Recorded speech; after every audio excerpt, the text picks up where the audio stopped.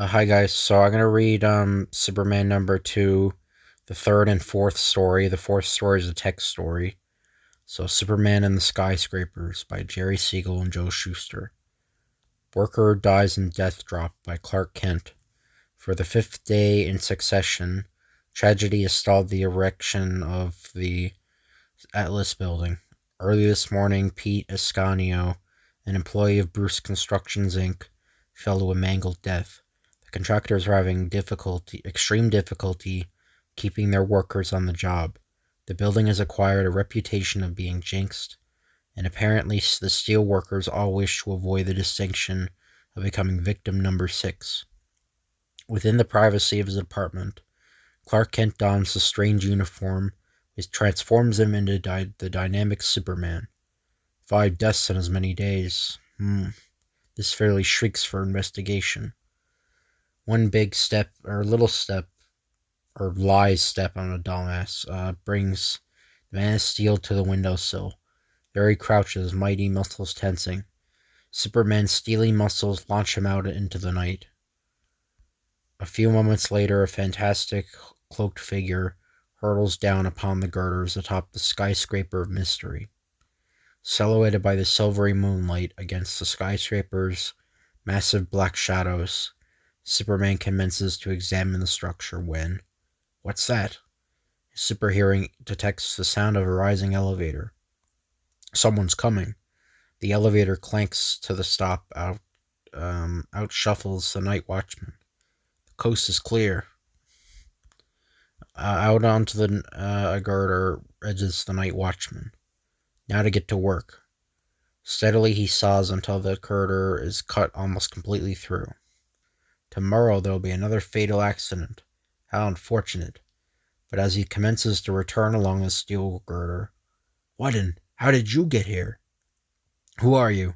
Why don't you answer me? You're a detective, that's who you are. Wordlessly, Superman advances. I mean, the guy's dressed in look at how the guy's dressed. I mean, even if you don't know he's Superman, you wouldn't think, anyway. Yeah, you wouldn't think he's like a detective, but anyway. So, wordlessly, Superman advances. Stand back, another step forward, and I shoot. Desperately, the terrified watchman empties his revolver at the fantastic figure. I warn ya. But the face of a haul of bullets, Superman continues. On. Die, I shot you. Why don't you fall dead? Hysterically, the night watchman retreats. Then, down toward the distant street hurtles the watchman, a victim of his own fiendish device.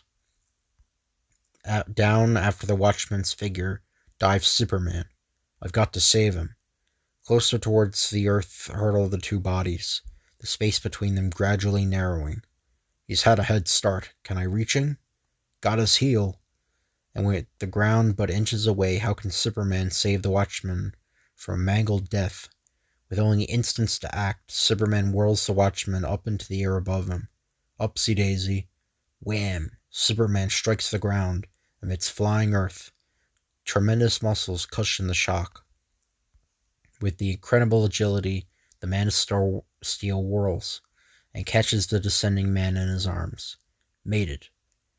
When the watchman revives, I'm going to ask you a few questions. My heart can't last much longer.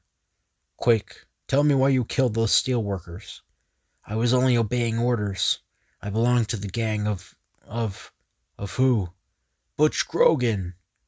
Dead. Heart failure. The excitement was too much for him. So Butch Grogan is the man responsible for the deaths. But what can his motive be?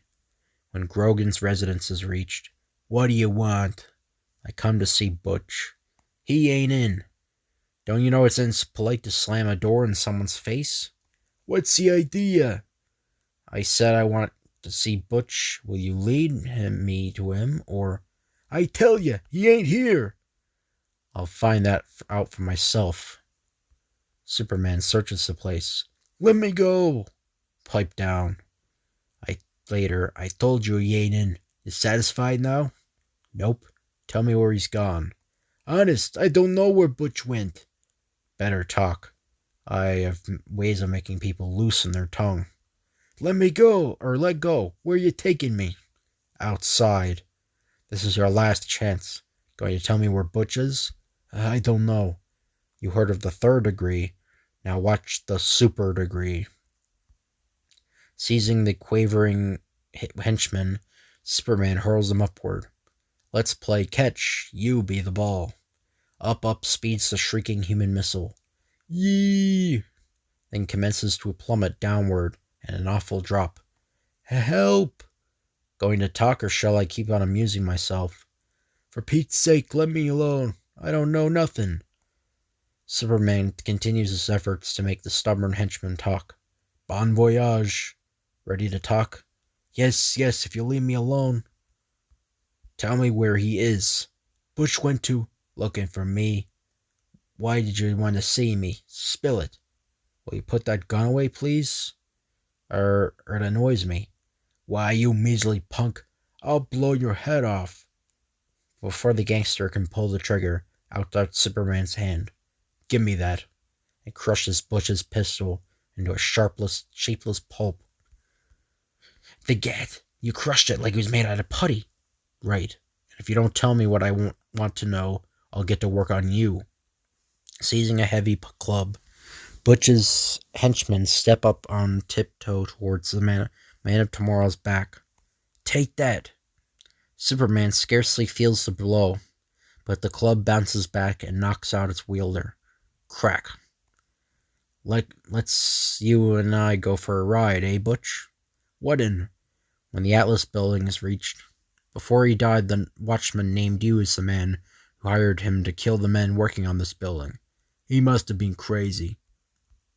You're the one out of your mind, if you think you can deny responsibility for his murderous assignment. Let go. You're hurting my wrist. You saw me crush steel. Now shall I give you a demonstration of what I can do to your arm? Don't. I'll talk. Let's have it. I was hired by Nat Grayson, president of the Acme Construction Company. Slow up the erection of this building through any means.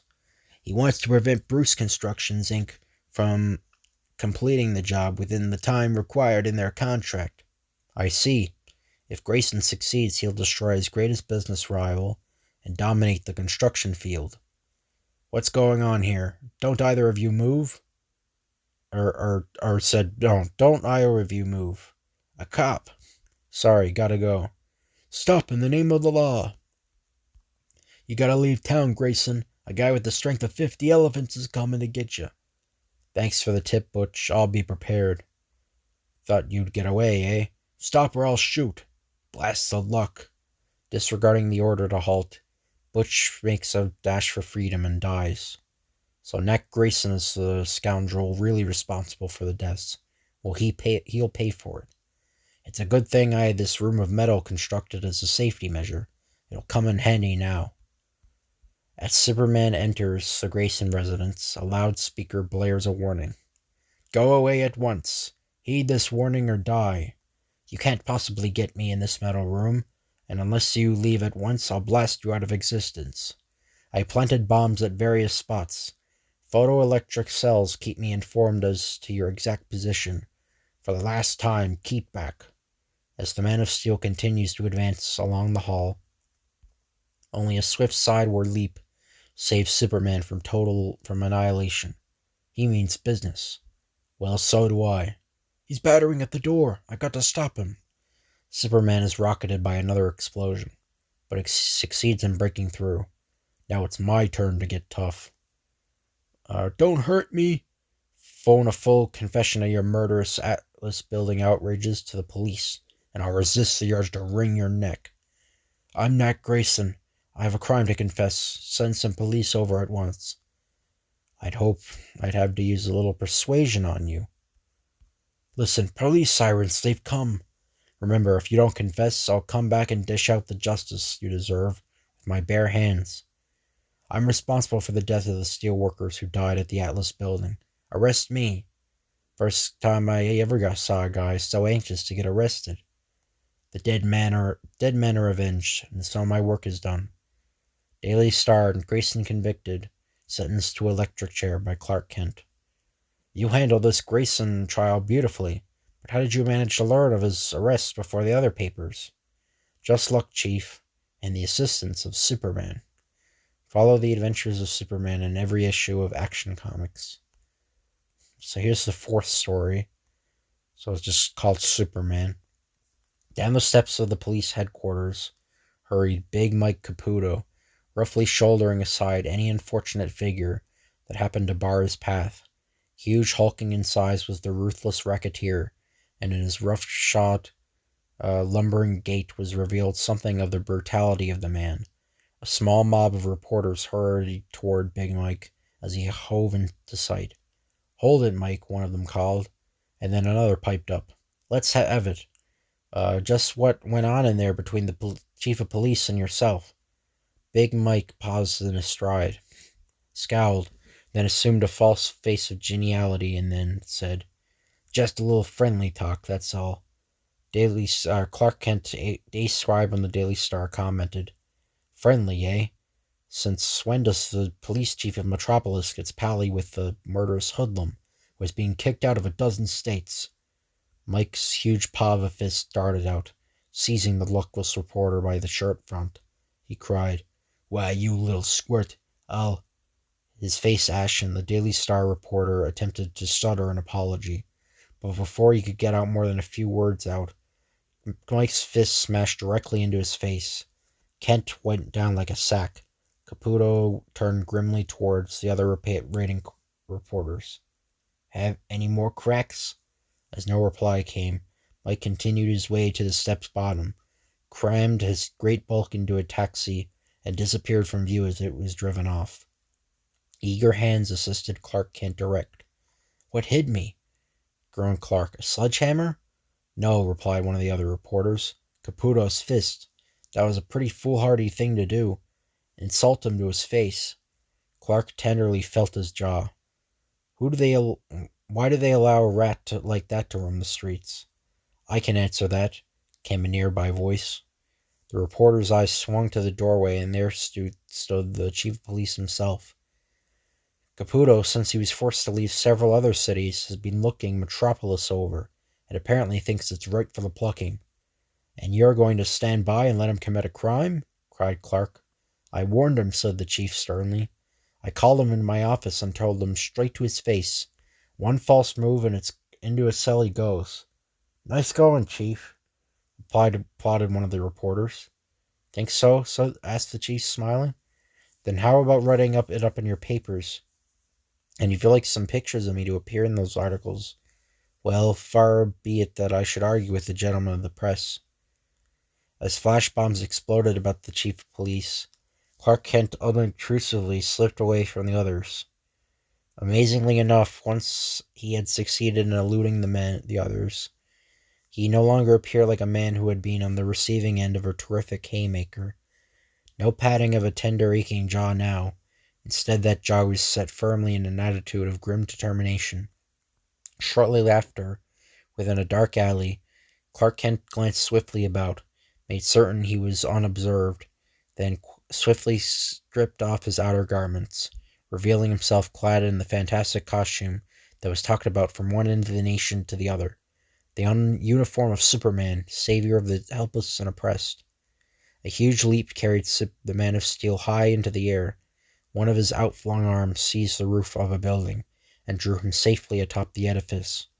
There he posed, his great scarlet cloak whipping out behind him.